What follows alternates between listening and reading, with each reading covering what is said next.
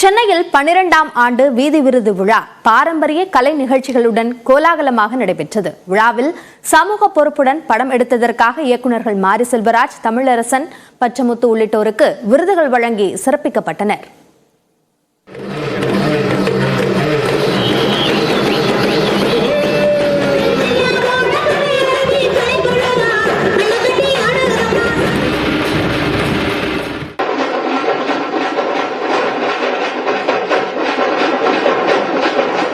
தமிழரின் பாரம்பரிய கலைகளா இவை என வியக்கும் அளவுக்கு சென்னையில் நடந்த வீதி விருது விழாவில் கலைஞர்கள் நாட்டுப்புற கலை வடிவங்களை அரங்கேற்றி அசத்திவிட்டனர்.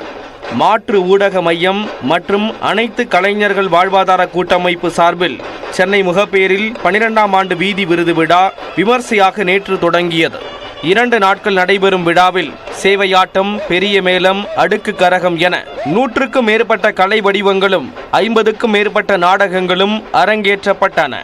முதல் நாள் நிகழ்வில் வீர தீர சிலம்பம் போட்டி அனைவரையும் வெகுவாக கவர்ந்தது.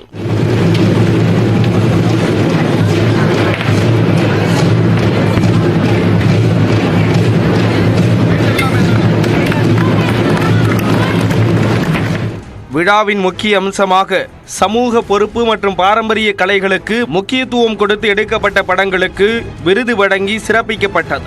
அந்த வகையில் வாழை படத்திற்காக மாரி செல்வராஜ், கொட்டுக்காளி படத்திற்காக வினோத்ராஜ், லப்பர் பந்து இயக்குனர் தமிழரசன், பச்சமுத்து உள்ளிட்டோருக்கு விருதுகள் வழங்கப்பட்டன.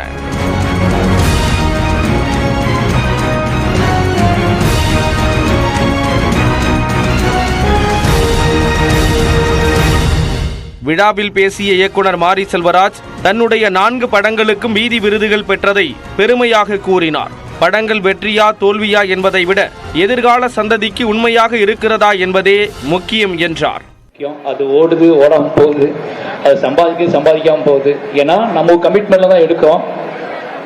அது இந்த மாதிரி உழைக்கக்கூடிய மக்கள், விளிம்பு நிலைக்கூடிய மக்கள் கொண்டாடும் போதுதான் ஆத்மார்த்தமான நமக்கு ஒரு நிம்மதி வரும். இன்று ஞாயிற்றுக்கிழமை என்பதால் விழாவில் கூட்டம் களை கட்டும் என எதிர்பார்க்கப்படுகிறது.